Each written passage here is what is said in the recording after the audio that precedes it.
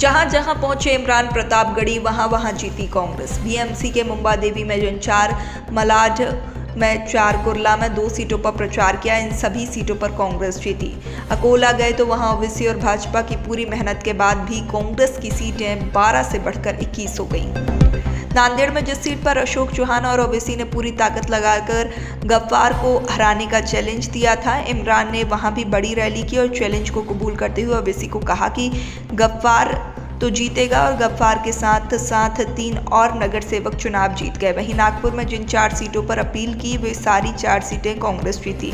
कमाल की बात यह है कि नांदेड़ हो या अकोला, ओवैसी ने इन सभी जगहों पर 2-2 बार हेलीकॉप्टर उतारा, लेकिन इमरान की सिर्फ एक सभा से वो माहौल बना कि पूरी ताकत लगाकर भी ओवैसी जी गफ्फार और साजिद पठान को नहीं हरा पाए। महाराष्ट्र निकाय चुनावों के नतीजे बताते हुए अल्पसंख्यक कांग्रेस के दबंग नेता डॉक्टर फरीद काजी ने कहा कि जिस तरह जंग आज़ादी के बाद जिन्ना देश में बंटवारे की राजनीति कर रहे थे और मौलाना अबुल कलाम आज़ाद उनके रास्ते में रोड़ा बने हुए थे, वे अपने वतन हिंदुस्तान को छोड़कर जाने वालों को रोकने का काम कर रहे थे, ठीक इसी तरह आज ओवैसी भी जिन्ना के रास्ते पर चलकर नफरत फैलाने वाली राजनीति कर रहे हैं और भारत का इमरान इनके रास्ते का रोड़ा बनकर मोहब्बत का पैगाम दे रहा है, देश को जोड़ने की बात कर रहा है। डॉक्टर फरीद काजी ने इमरान की कामयाबी पर खुशी का इजहार करते हुए कहा कि हमें फख्र है कि हम इमरान प्रतापगढ़ी की टीम में शामिल हैं।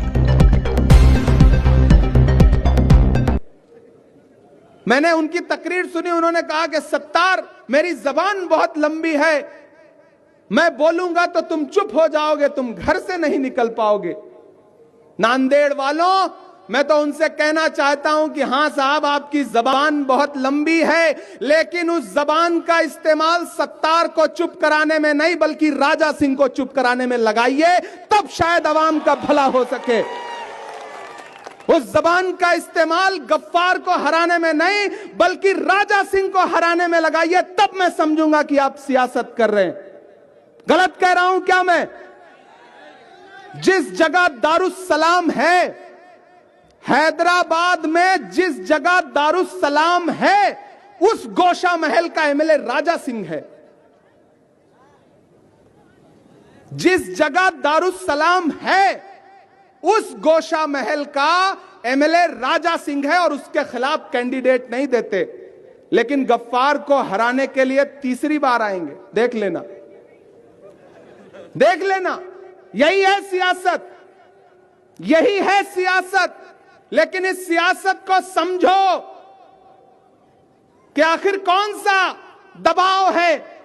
एक बार आए, मैं तो एक बार आया हूं, चला जाऊंगा, तीसरी बार आना पड़ रहा है। मेरे साथियों, मेरे भाइयों, अब और चुप रहने को तैयार नहीं हैं हम लोग। आदमी हैं, दरो दीवार नहीं हैं हम लोग।